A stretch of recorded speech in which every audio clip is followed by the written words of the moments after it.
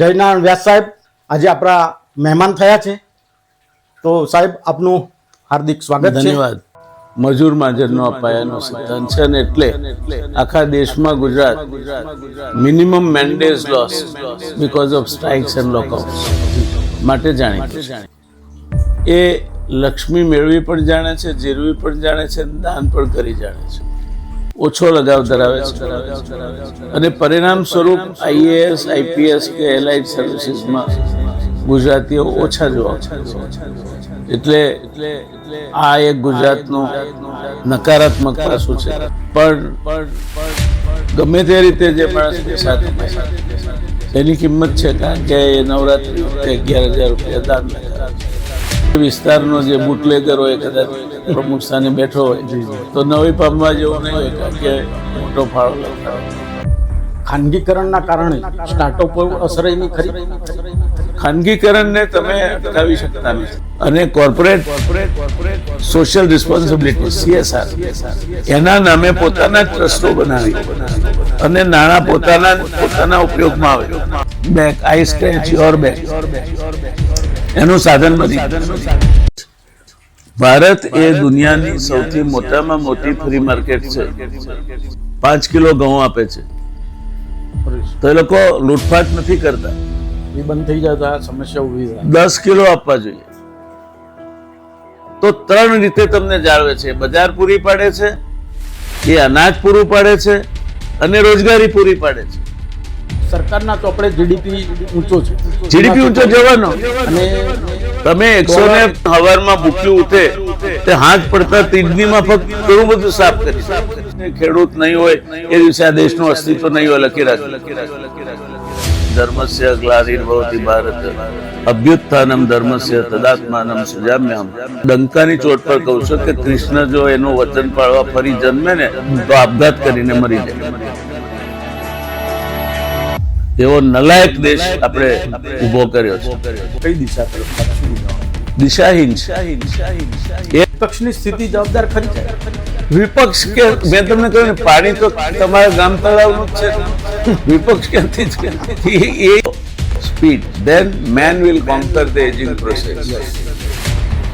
તમે એમેઝોન પરથી લીવર કે કિડની મંગાવી શકશો. કોને શિક્ષણ સિવાયના બધા કામમાં વાપરો છો. એને BLO બનાવો છો, એને મતગણતરીમાં લઈ જાઓ છો, એને ચૂંટણી વખતે કામે લગાડો છો.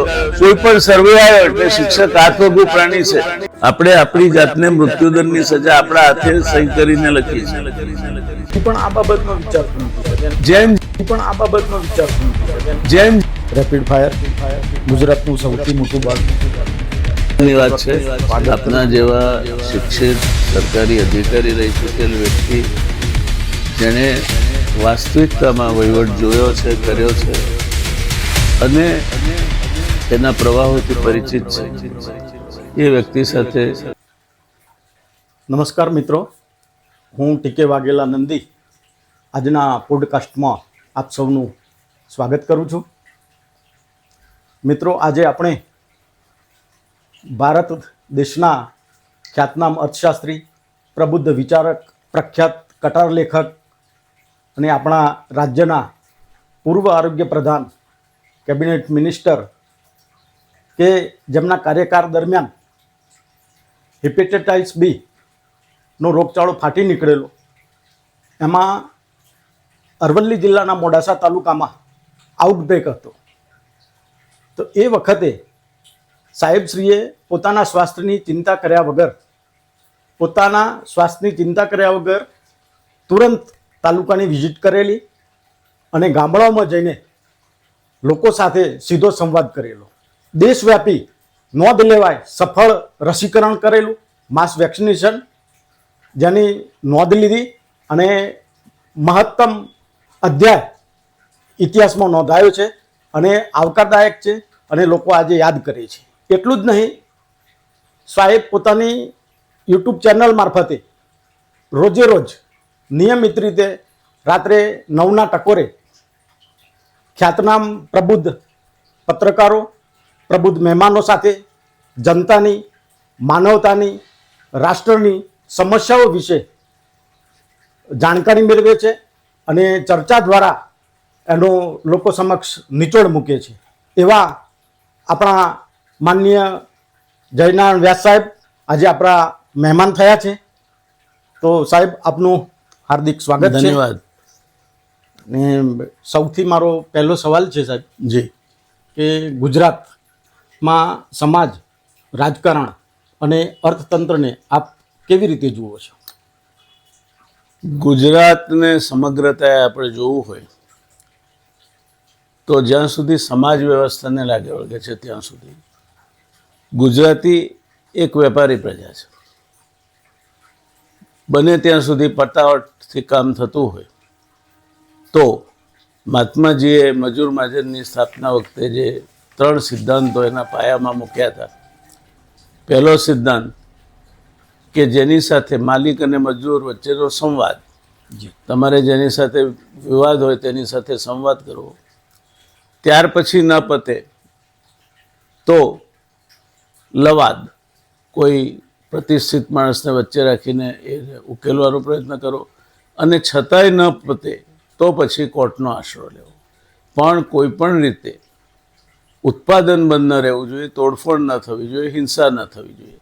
ગુજરાતની મજૂર પ્રવૃત્તિના મૂળમાં મજૂર મહાજનનો આ પાયાનો સિદ્ધાંત છે, અને એટલે આખા દેશમાં Gujarat minimum mandays lost because of strikes and lockouts જી માટે જાણીતું છે, અને એ એના વિકાસનું એક મહત્ત્વનું કારણ પણ છે. એટલે ગુજરાતીઓ એક દરિયાખેડુ પ્રજા છે. આપણા ત્યાં કહેવત છે કે ડાયો દીકરો દેશાવર ભોગવે, ડાહી વહુ ઘર સંભાળે. ગુજરાતી કામ વગર કોઈ ઝઘડા ટંટામાં માનતો નથી. એ લક્ષ્મી મેળવી પણ જાણે છે, જીરવી પણ જાણે છે, દાન પણ કરી જાણે છે. અનેક ઉદાહરણો આપણી વચ્ચે મોજૂદ છે. એટલે ગુજરાતી એક ગર્વી પ્રજા છે, અને એના અનેક દાખલાઓ ઇતિહાસમાં મોજૂદ છે. ત્યાર પછીની વાત આવી સંસ્કારની, તો સમય પ્રમાણે બદલાય. કાળના પ્રભાવથી કોઈ પણ અલગ રહી શકતું નથી. પણ ગુજરાત કંઈક વધારે પડતું બદલાયું છે. જે રૂઢિગત સંસ્કારો હતા એમાં બધું જ ખરાબ હતું એવું નથી જી. પણ આજે ગુજરાત રૂઢિગત સંસ્કારોથી દૂર જઈને કેટલીક એવી ચીજોને સંઘરી બેઠું છે. દાખલા તરીકે નશો કરવો, દારૂ પીવો, જુગાર રમવો, અને એ સિવાયના કુછંદો, એ આજે ગુજરાતના યુવકોમાં, યુવતીઓમાં પ્રમાણમાં ખૂબ મોટા પાયે વ્યાપેલા છે, અને એ ચિંતાનો વિષય છે. બીજું કે યુવા અવસ્થા છે શિક્ષણ માટેની છે. બ્રહ્મચર્ય આશ્રમ એટલે તમે શરીરને કસરત કરીને ઘડો અને શિક્ષણ, સરસ્વતીની ઉપાસના કરો. આજે ગુજરાત શિક્ષણની દ્રષ્ટિએ દેશમાં પછાતમાં પછાત રાજ્ય છે. હમણાં જ એક સર્વે થયો છે, ભારત સરકારે કર્યો છે, 28 લાખ કરતાં વધારે લોકોને આવરી લઈને. તો એમાં 3જા ધોરણ સુધીના અભ્યાસની દ્રષ્ટિએ ગુજરાત છેલ્લા નંબરે છે દેશમાં. 6ઠ્ઠા ધોરણ સુધીના અભ્યાસની દ્રષ્ટિએ ગુજરાત બીજે નંબરે છે, અને પાછું 9મા ધોરણ સુધીના અભ્યાસમાં ગુજરાત છેલ્લે નંબર છે. એટલે ગુજરાતના છોકરાઓ પ્રમાણમાં સરસ્વતી પ્રત્યે ઓછો લગાવ ધરાવે છે, અને પરિણામ સ્વરૂપ IAS, IPS કે એલાઇડ સર્વિસીસમાં ગુજરાતીઓ ઓછા જોવા મળે છે. એટલે આ એક ગુજરાતનું નકારાત્મક પાસું છે. શરીર સૌષ્ઠવની દ્રષ્ટિએ પણ આપણે જેમાં મર્દાની રમતો કહેવાય એવી રમતોમાં ગુજરાતી યુવાનોને આપણે ઝાઝા જોતા નથી. હવે કેટલાક જવા માંડ્યા છે. ખેલ મહાકુંભની એ એક સિદ્ધિ ગણી શકાય, પણ ઘણું બધું અંતર કાપવાનું બાકી છે. ત્યાર પછીની ત્રીજી વાત આપણે પૂછીએ તો વિકાસની વાત કરીએ તો વિકાસની વાતમાં આપણે આપણી જાતને છેતરી રહ્યા છીએ. ગુજરાતનો કુલ વિસ્તાર 1,96,000 વત્તા ચોરસ વર્ગ કિલોમીટર છે. એમાં જે આ ઝાકઝમાળ તમે ઔદ્યોગિક વિકાસની જુઓ છો તે વાપીથી ઉમરગામથી શરૂ કરીને અમદાવાદ સુધી 500 કિલોમીટરનો પટ્ટો થાય. એની બે બાજુ 20-20 કિલોમીટર છોડી દો એટલે 20,000 ચોરસ કિલોમીટર થાય, 10% વિસ્તાર થયો. ગુજરાતની આ જાગજમાળ માત્ર 10% વિસ્તારમાં છે. અને એટલે હમણાં NFHS 5 આવ્યો તો એમાં દેશના 10 કુપોષિત જિલ્લાઓમાં 3 ગુજરાતના છે, જે ગુજરાત માટે શરમજનક બાબત છે. ગુજરાતના કુપોષિત જિલ્લાઓમાં મહેસાણા જિલ્લા જેવા જિલ્લાનો પણ સમાવેશ થાય છે કે જ્યાં દૂધસાગર ડેરી આવેલી છે, જે એક અગ્રણી દૂધ ઉત્પાદક જિલ્લો છે, પ્રમાણમાં સુખી જિલ્લો છે. જી. તો ગુજરાતીઓએ પોતે લક્ષ્મી અને સરસ્વતી વચ્ચેનું જે બેલેન્સ કરવું જોઈએ તે જાળવ્યું નથી. સમાજમાં શિક્ષકની કિંમત નથી, પણ ગમે તે રીતે જે માણસ પૈસા કમાય છે એની કિંમત છે, કારણ કે એ નવરાત્રિ વખતે 11,000 રૂપિયા દાન લખાવે છે. ગણેશોત્સવમાં તમે કોઈ સારસ્વતને બેઠેલા નહીં જુઓ પ્રમુખ સ્થાને, એ વિસ્તારનો જે બુટલેગર હોય કદાચ પ્રમુખ સ્થાને બેઠો હોય તો નવી પામવા જેવું નહીં હોય, કારણ કે મોટો ફાળો લખાવે છે. એટલે ગુજરાત સરસ્વતી પ્રત્યે દુર્લક્ષ્ય સેવ્યું છે અને એની બહુ મોટી કિંમત ગુજરાતે ચૂકવવી પડશે. ગુજરાતે શરીર સૌષ્ઠવ કેળવવા પ્રત્યે દુર્લક્ષ્ય સેવ્યું છે, એની બહુ મોટી કિંમત ગુજરાતે ચૂકવવી પડશે. આ ગુજરાતની નકારાત્મક બાબતો છે અને આવતી પેઢી માટે ચિંતાના વિષયો છે. જી. હવે આપણે સામાજિક વાત કરી સાહેબ, પરંતુ મારું જાણવું એ છે કે આવતા દિવસોમાં અને પાછળના વર્ષોમાં સામાજિક રચનામાં એવા શું પરિવર્તનો થયા, શું ફેરફારો થયા? જો પહેલી તો આમન્ય ખોવાઈ. તમે પહેલાં કોઈ પણ ગામડામાં જાઓ તો એવા આબરૂદાર વૃદ્ધ પુરુષો હતા કે જેની અમન્ય આખું ગામ રાખતું હતું. જી. આજે કોઈ ગામમાં એવું કોઈ કહી શકે એમ નથી કે આ માણસો છે ને એમની અમન્ય આખું ગામ રાખે છે. ગ્રામ સભા થઈ હોય તો એમાં લબરમૂછીયો છોકરો ઊભો થઈ અને મોઢું તોડી લે કે તમે તમારા ઘરને સંભાળો હોય પંચાયત કરવા ના આવશો. આ સ્થિતિ છે. આપણે આપણા વડીલોને, આપણા પૂર્વજોનું સન્માન કરવાનું ભૂલ્યા છીએ. બીજું, ગુજરાત શિક્ષકનું સન્માન ભૂલ્યું છે. શિક્ષકોમાં હવે વ્યાવસાયિક શિક્ષકો આવી ગયા છે. જી. અને એ શિક્ષકો હજુ છે એવા શિક્ષકો કે જે ભણાવે છે, પણ શિક્ષણનું ખાનગીકરણે એવો દાટ વાળ્યો છે કે સમાજમાં 2 વર્ગભેદ ઊભા કરવાનું કામ આ શિક્ષણનું ખાનગીકરણ કરી રહ્યું છે. એક એવા લોકો કે જેમની પાસે એક યા બીજી રીતે પૈસા છે, એમના છોકરાઓ એ અદ્યતન સવલતોવાળી સ્કૂલોમાં ભણે છે. અને એક એવા લોકો કે જેમને સવારથી સાંજ વેગળી છે, એમના છોકરો પૂરતી સવલતો હોય, પૂરતા શિક્ષકો ના હોય, શાળાના ઓરડામાં ભલીવાર ના હોય એવી શાળામાં પડે છે. એટલે શિક્ષણ સમરૂપતા તરફ લઈ જવું જોઈએ, એના બદલે શિક્ષણ એ વિભાજનનું કારણ બને છે. અને આગળ જતાં આ જે એક વંચિતોનો વર્ગ આપણે પોષી રહ્યા છીએ, ઊભો થઈ રહ્યો છે, એ બહુ મોટી ચિંતાનો વિષય બનશે. ખાનગીકરણના કારણે સ્ટાર્ટઅપ અસર એની ખરી? ખાનગીકરણને તમે અટકાવી શકતા નથી. પહેલાંના જમાનામાં પણ ખાનગી વેપારો ચાલતા હતા, પણ એ ખાનગીકરણમાં ધર્મ હતો. ઝઘડુશા આખા દુકાળને પૂરા પાડે એટલો અનાજના ગોડાઉન એના ભરેલા હતા. મહારાણા પ્રતાપના માટે એમના ચરણે લઈ જઈને પોતાની બધી લક્ષ્મી મૂકી દેનાર વ્યક્તિ પણ વેપારી હતો. અમદાવાદમાં પહેલી ટેક્સટાઇલ મિલ નાખનાર રાયબહાદુર રણછોડલાલ રેટિયાવાળા એ પણ વેપારી હતા, અને શેઠ કસ્તુરભાઈ લાલભાઈ પણ વેપારી હતા. પણ એમનું સમાજને પ્રદાન છે.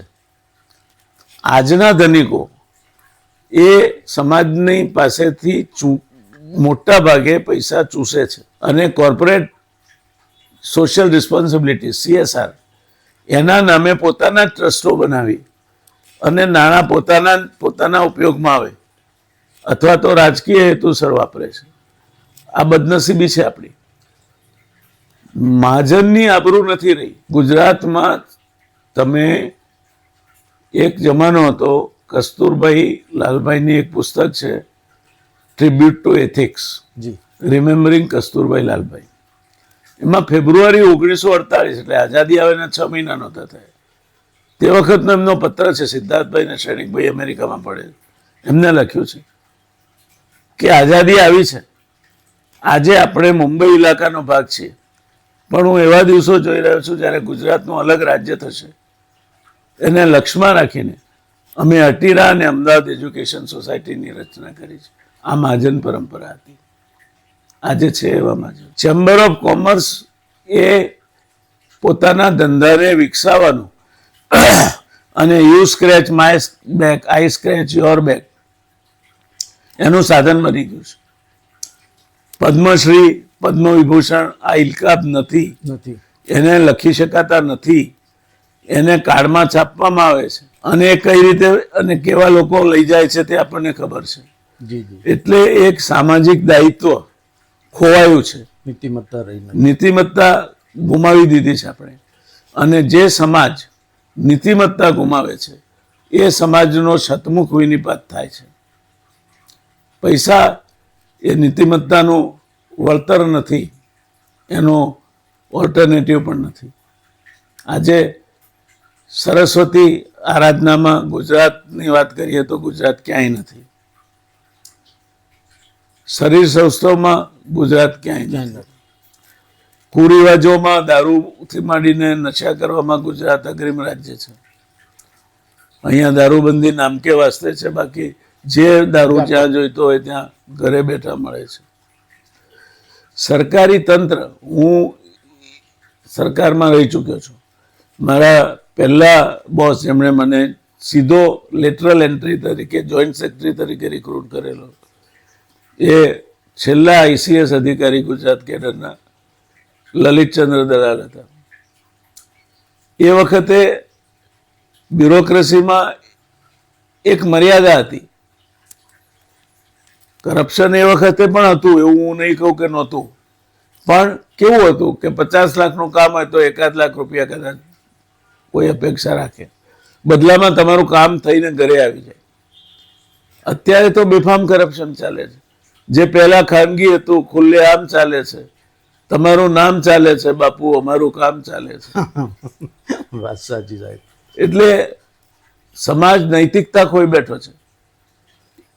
અધપતન ચારિત્રનું પણ એટલું જ થયું છે. આજે કરપ્શન અને કેરેક્ટર બે શબ્દો આપણા મોટા મોટા ઉદ્યોગપતિઓ કે મોટા મોટા નેતાઓની ડિક્શનરીમાં નથી એ કહેતા માથું શરમથી ઝૂકી જાય છે.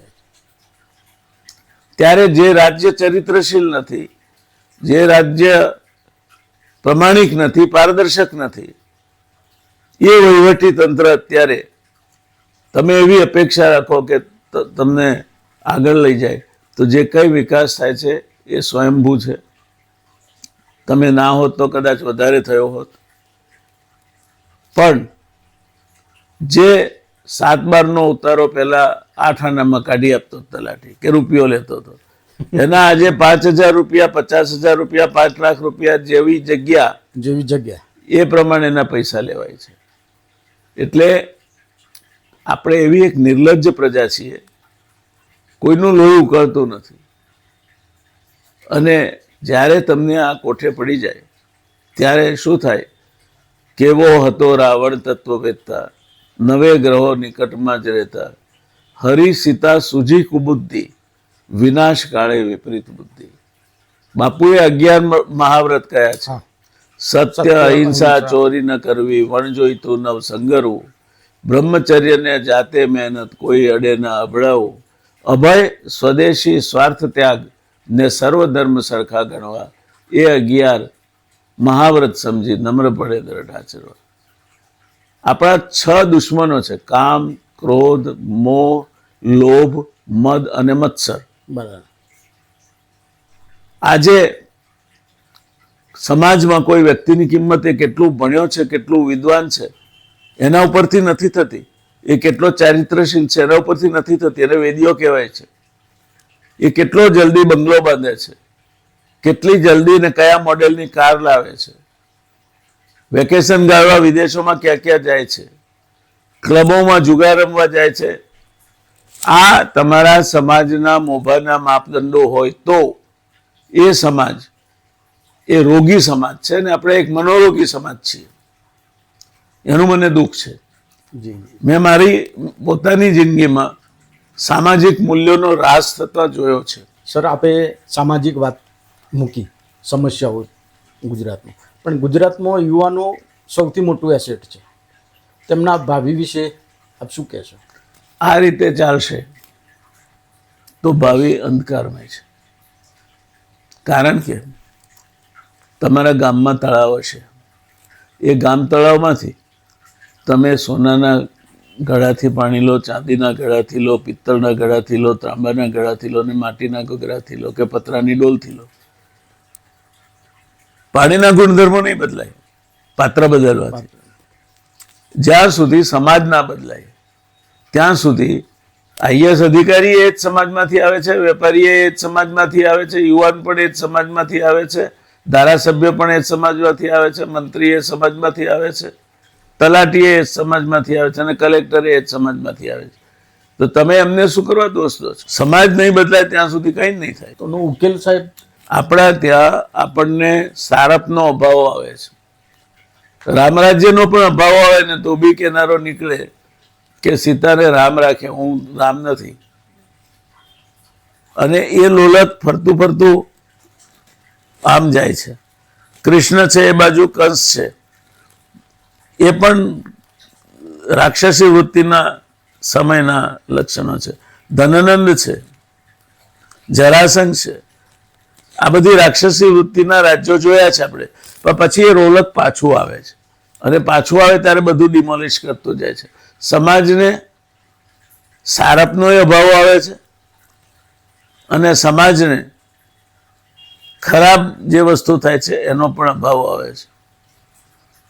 પણ એ બદલવા માટે કેટલી કિંમત ચૂકવવી પડશે તમારે, કેટલું લોહી રેડાશે, કેટલું નુકસાન વેઠવું પડશે, એ કોઈ કહી શકે તેમ નથી. અત્યારે તમે ને હું સલામત છીએ કારણ કે આપણે કોઈને નડતા નથી. તમે જો કોઈને નડતા હો તો તમે સલામત નથી. સર, દેશના અર્થતંત્રમાં ગુજરાતનું અર્થતંત્ર આપણું મજબૂત ગણાય છે. દેખીતી રીતે. હા, એના 3 કયા માપદંડ સાહેબ મુખ્યત્વે?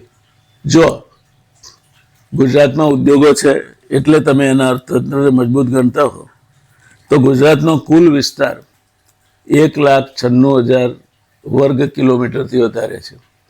આ ઉદ્યોગોની જાગજમાળ ઉમરગામથી શરૂ કરીને મહેસાણા સુધી 500 કિલોમીટર ગુણ્યા 2 બાજુ 20 કિલોમીટરનો ચાપ લો તો 20,000 ચોરસ કિલોમીટરમાં છે. બાકી છૂટાછવાયા રાજકોટ, જામનગર, સુરેન્દ્રનગર શહેરોમાં એના બીજા 5,000 ચોરસ કિલોમીટર એડ કરો તો 1,96,000 કિલોમીટરમાંથી માત્ર 12% વિસ્તારમાં જ વિકાસ છે. બાકી ઉમરગામથી અંબાજી સુધીનો આખો આદિવાસી પટોલો, ક્યાં વિકાસ છે? અમદાવાદથી 20 કિલોમીટર ખેડાના અંતરિયાળ ગામોમાં જાઓ, ક્યાં વિકાસ છે? સરકાર MSME પર ભાર મૂકે છે, તો એનો કોઈ ફાળો નહીં? એ સાવ ખોટી દિશાનું પગલું છે. જી, એક રિફાઇનરી થાય, થવી જોઈએ, હું એના વિરુદ્ધનો નથી, સમજી લો આપ એક વાત. પણ એના થકી વિકાસ થઈ જશે એવું કોઈ માનતા હોય તો they are in A fools paradise. એક નાનું એકમ છે, એ 1 લાખના રોકાણ દીઠ 10 માણસોને રોજી આપે છે. આપણે રોજગારી જોઈએ છે. આપણે સૌથી યુવાન દેશ છે વિશ્વનો. 37 કરોડ લોકો 15 થી 35 વર્ષની વચ્ચેના વય જૂથમાં છે. એને કામ જોઈએ છે, ઓટોમેશન નહીં ચાલે. તો લઘુ ઉદ્યોગ, માઇક્રો ઇન્ડસ્ટ્રીઝ લઘુ ઉદ્યોગ છે, સર્વિસ સેક્ટર ઉદ્યોગો છે, જેમાં રોકાણના એકમ દીઠ રોજગારી વધારે મળે છે, એ આપણા માટે યોગ્ય છે. પેલા મોટા ઉદ્યોગો તો દેશની બજારને લાભ લેવા માટે કામ કરે છે. ભારત એ દુનિયાની સૌથી મોટામાં મોટી ફ્રી માર્કેટ છે. અમેરિકા એટલે અહીં આવવા માંગે છે અને બીજા દેશો અહીં આવવા માંગે છે કારણ કે અહીંયા 50 રૂપિયાના શર્ટ માટે પણ ગ્રાહક છે અને 50,000ના શર્ટ માટે પણ ગ્રાહક છે. અહીંયા 125 રૂપિયાની ઘડિયાળ માટે પણ ગ્રાહક છે અને 4.5 કરોડની ઘડિયાળ માટે પણ ગ્રાહક છે. એટલે બજારની દ્રષ્ટિએ આપણું બજાર બહુ મોટું છે અને 20% લોકો પાસે 80% લક્ષ્મી છે. 20% લોકો એટલે કેટલા થયા? 29 કરોડ થયા. અમેરિકાની લગભગ વસ્તી જેટલા, થોડાક ઓછા. ઇંગ્લેન્ડની વસ્તી કરતા 4 ગણા. એટલા લોકો પાસે ઇંગ્લેન્ડના ટોચના લોકો જેટલી ખરીદ શક્તિ છે. That is why you are seeing all this. તમને જે આ દેખાય છે જાઓ જલાલી, 50% લોકોની આવક 1% છે. સરકાર સારું કરે છે, 5 કિલો ઘઉં આપે છે, તો એ લોકો લૂંટફાટ નથી કરતા. એ બંધ થઈ જાય તો આ સમસ્યા ઊભી થાય. 10 કિલો આપવા જોઈએ અને એના બદલામાં આજે માલેતુજારો છે, કોઈ પણ ક્યાંય દેશ છોડીને કોઈ જવાનું નથી. એમને બજાર અહીં છે તો ક્યાં જવાના છે? અને એમને પણ દેશ માટે કંઈક તો કરવું પડશે. તો દેશમાં રોજગારી નહીં હોય. બીજો દેશનો પ્રશ્ન ખેડૂતનો છે.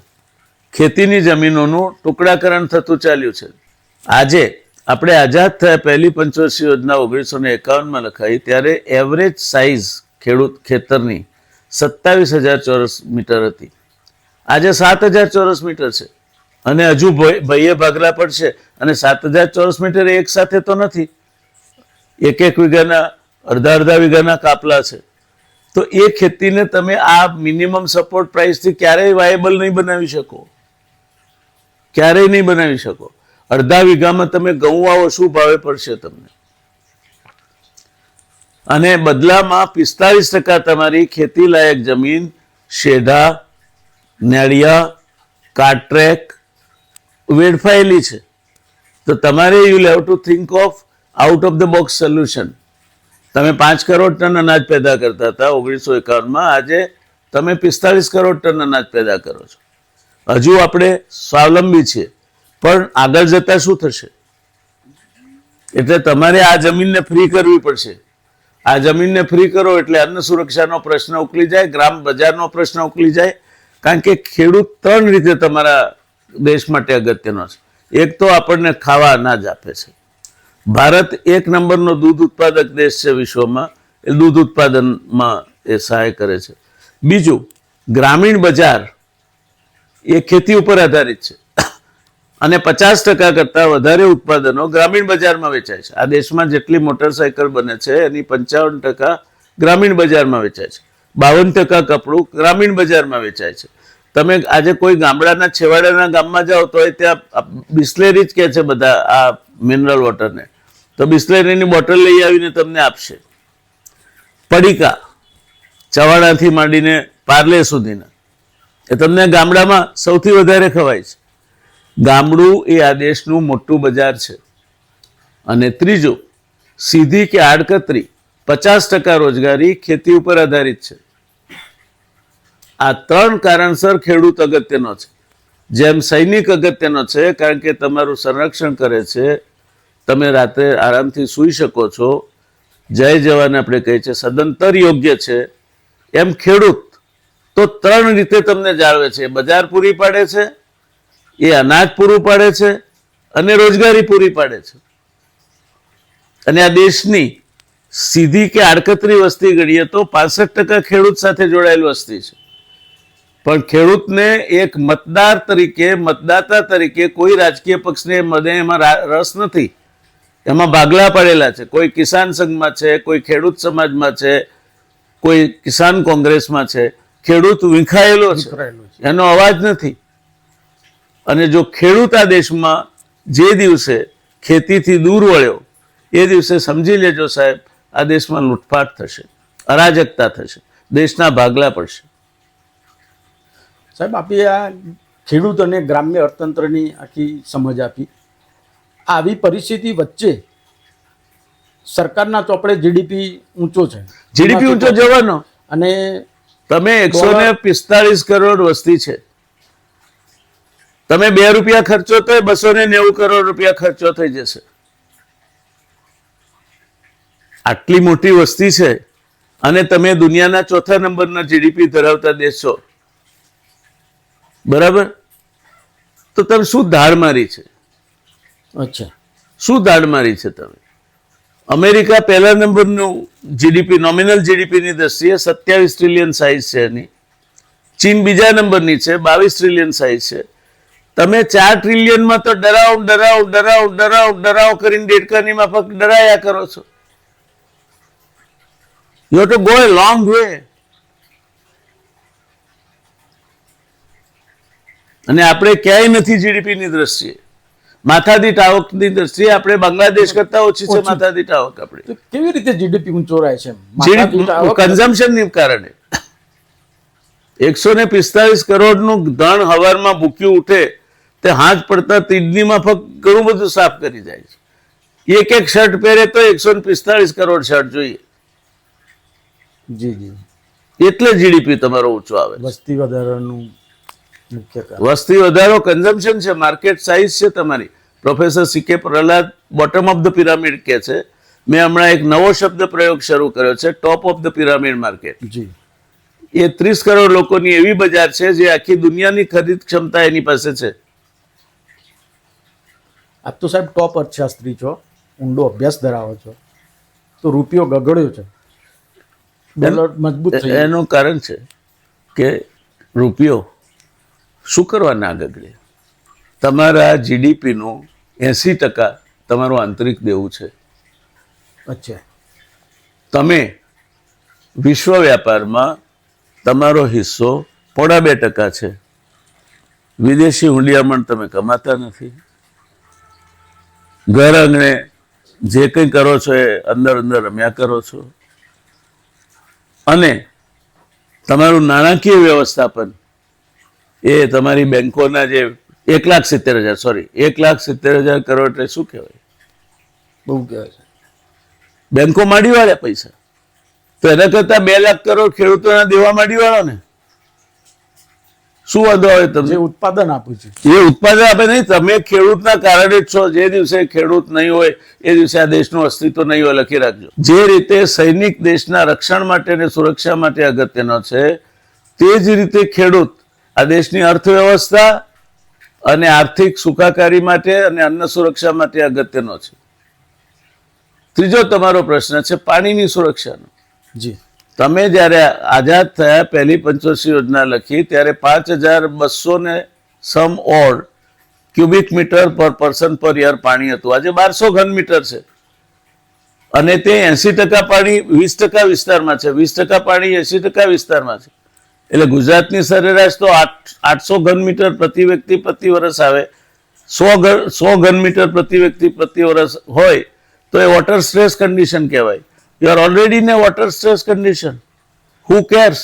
આપણે તો એક મંત્ર શીખ્યા છીએ કે સરકાર કરશે, સરકાર બધું જ કરશે, સરકાર મફત કરશે, અને તમારો ધર્મ છોકરા પેદા કરવા સિવાયનો છે જ નહીં. વસ્તી વધારો કરો અને જલસા કરો. આ રીતે તો કોઈ દેશ ના ચાલે. કૃષ્ણ ભગવાન કહીને ગયા છે કે યદા યદા ઈ ધર્મસ્ય ગ્લાનિર્ભવતિ ભારત અભ્યુત્થાનમ ધર્મસ્ય તદાત્માનમ સુજામ્યહમ પરિત્રાણાય સાધુનામ વિનાશાય ચ નિષ્કૃતામ ધર્મ સંસ્થાપનાર્થાય સંભવામી યુગે યુગે. હું એવું બહુ ડંકાની ચોટ પર કહું છું કે કૃષ્ણ જો એનું વચન પાળવા ફરી જન્મે ને તો આપઘાત કરીને મરી જાય. એવો નલાયક દેશ આપણે ઊભો કર્યો છે.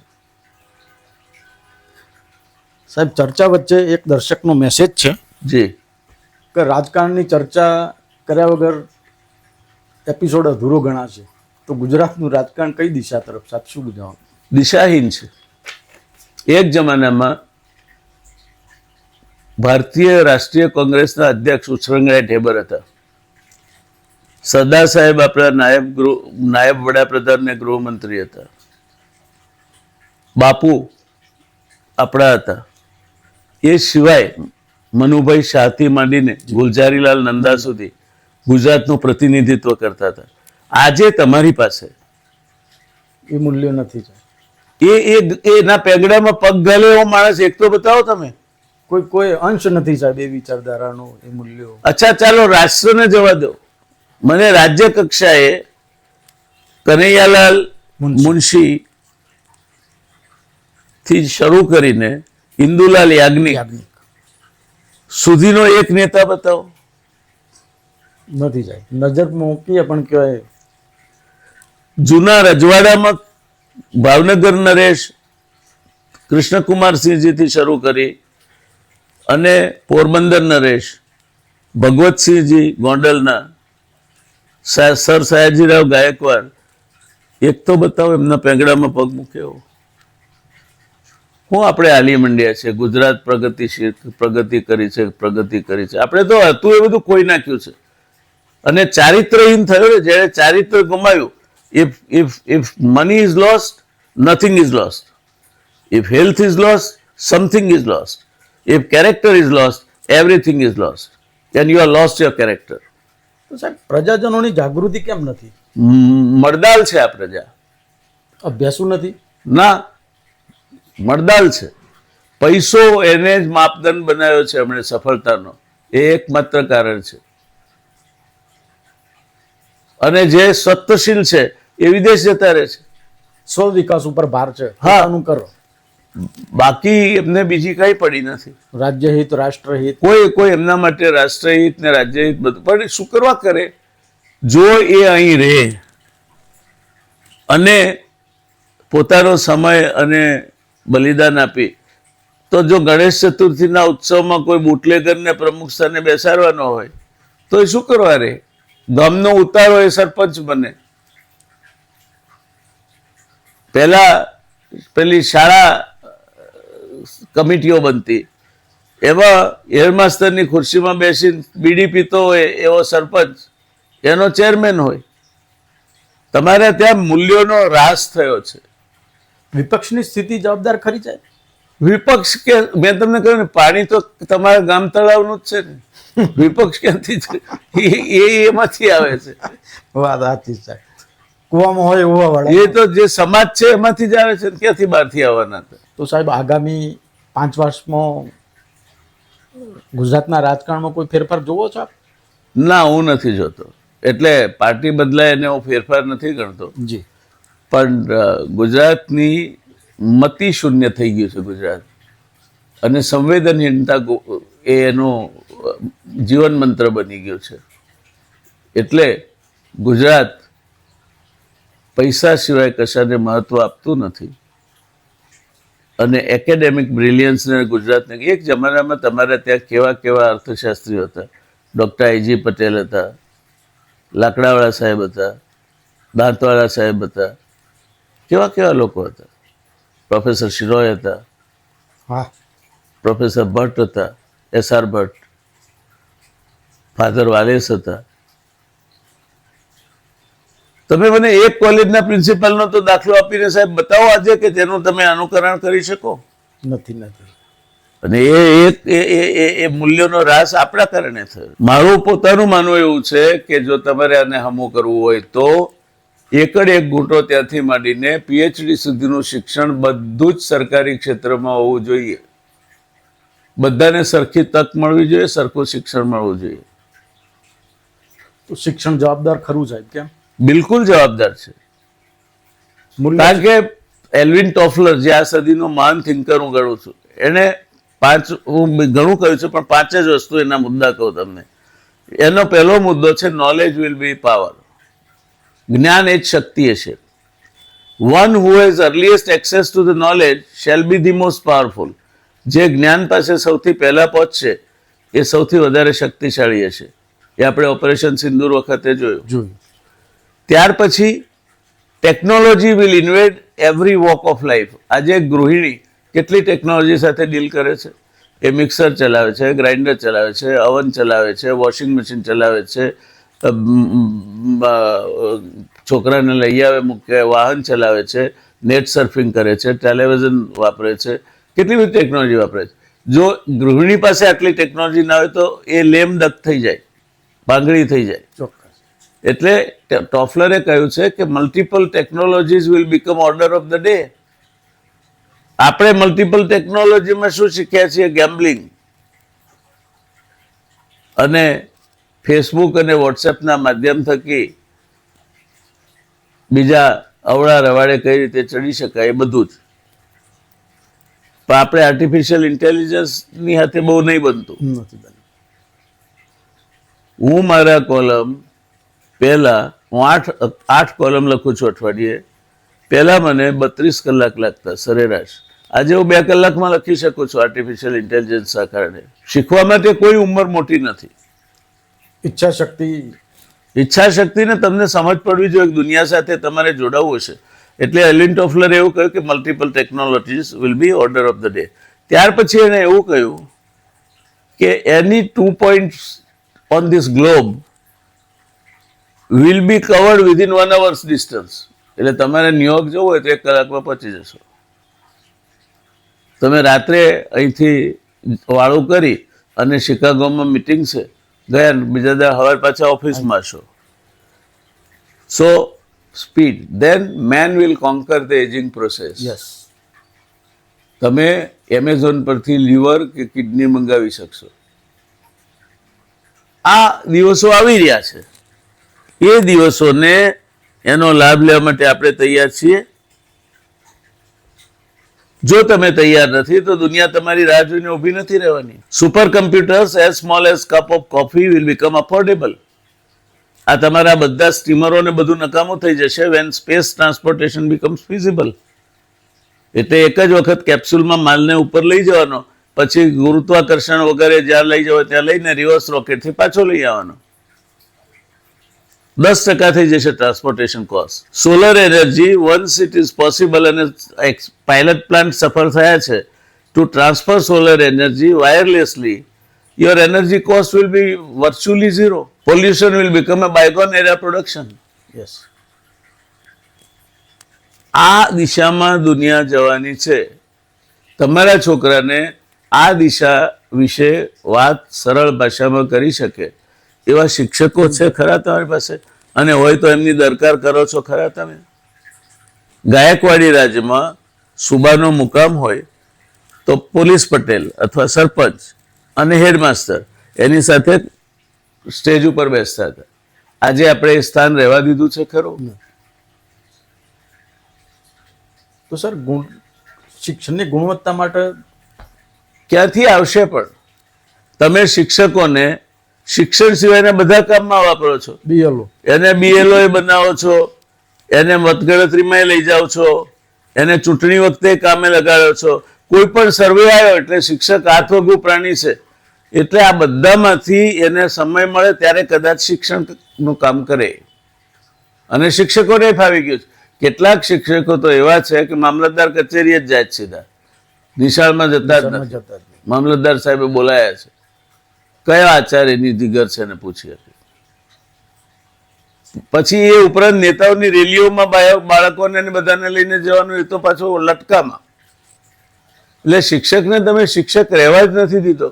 ગુરુ બ્રહ્મા, ગુરુ વિષ્ણુ, ગુરુદેવો મહેશ્વર હેઝ બીકમ નાઉ ઓબ્સોલીટ. શાળા મારી તીર્થભૂમિ, જ્ઞાન ગંગા જા વહે, પતી ગયું. So we have written with our own hands our death warrant. આપણે આપણી જાતને મૃત્યુદંડની સજા આપણા હાથે સહી કરીને લખી છે. જૈનજી પણ આ બાબતમાં વિચારતું નથી સાહેબ. જૈનજી ક્યાંથી વિચારશે? એ તળાવનું પાણી છે. એ વિચારશે તો એ વિનાશક વિચાર હશે, તોડફોડ કરવાનો વિચાર હશે, હિંસક. હા. તો સાહેબ આવતા દાયકામાં પડકારો અનેક હશે. હશે, તકો શૂન્ય હશે? નહીં, એવું નહીં હોય. તકો તો વધતી જ જવાની. તકો વધતી જવાની. કેવી તકો જોવો છો આપ સાહેબ? આર્ટિફિશિયલ ઇન્ટેલિજન્સ સાથે જોડાયેલી તકો વધશે. સેવાકીય ક્ષેત્રમાં, કોઈ પણ સેવાકીય ક્ષેત્રમાં તકો વધશે. જ્યાં પાનું ને પકડ લઈને કામ કરવાનું હોય ને, એ કોઈ પણ ક્ષેત્રમાં તકો વધશે. સ્ટ્રક્ચર જોબ ઓછા થતા જશે, કારણ કે જે એક્સપાન્શન થવાનું હતું બેંકોમાં, પોસ્ટ ઓફિસોમાં, રેલવેમાં, એ બધું થઈ ગયું. હવે ખાનગીકરણ આવ્યું એટલે માણસો ઓછા કરવાની વાત થશે. તમારી પાસે સ્કિલ હશે તો ભૂખે નહીં મરો, અને એ એક સારી નિશાની છે.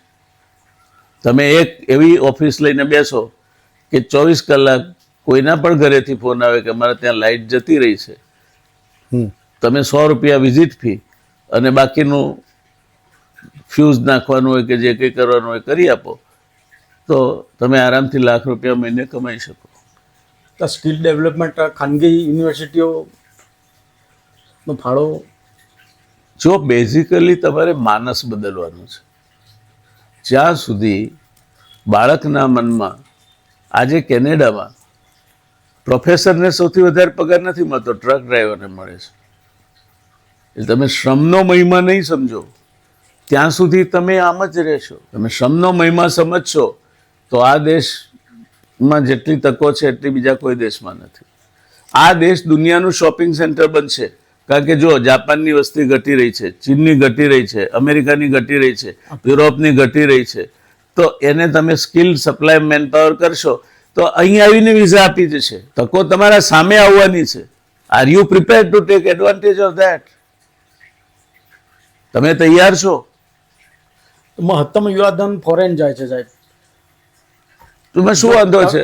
જવા દો. તકો નથી તો જ ને સાહેબ. દહીં એવું નથી.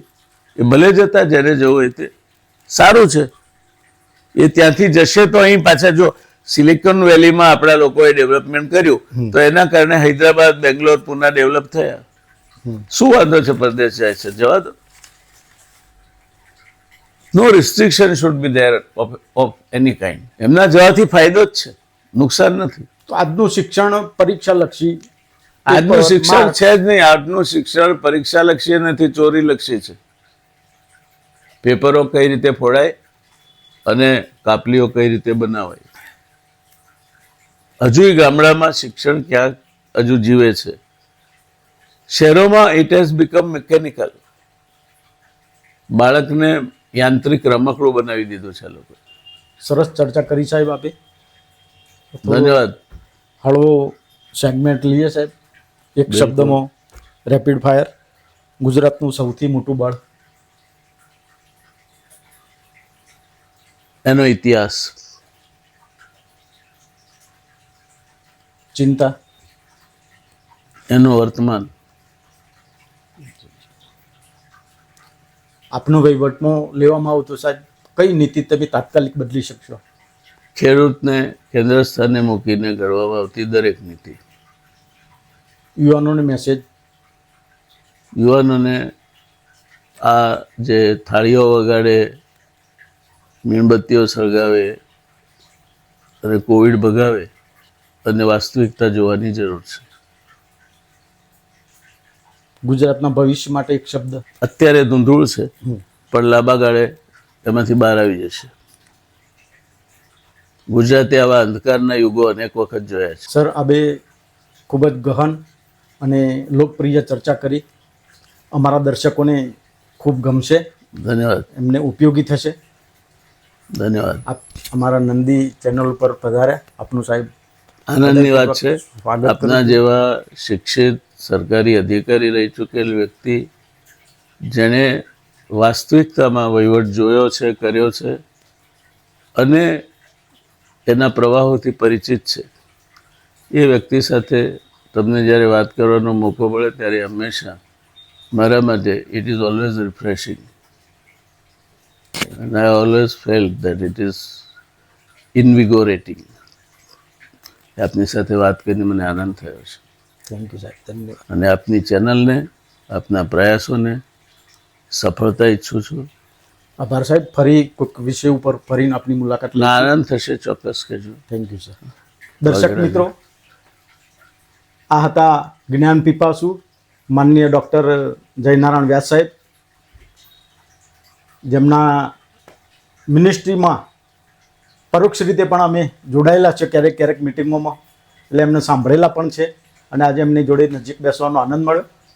મિત્રો, આ પોડકાસ્ટ કેવો લાગ્યો તે કોમેન્ટ બોક્સમાં અચૂક જણાવશો. અને હા, ચેનલ સબસ્ક્રાઈબ કરી વિડીયો લાઈક અને શેર કરવા વિનંતી છે. ખૂબ ઝડપથી નવા મહેમાન સાથે ફરી મળીશું. ત્યાં સુધી નમસ્કાર. ધન્યવાદ.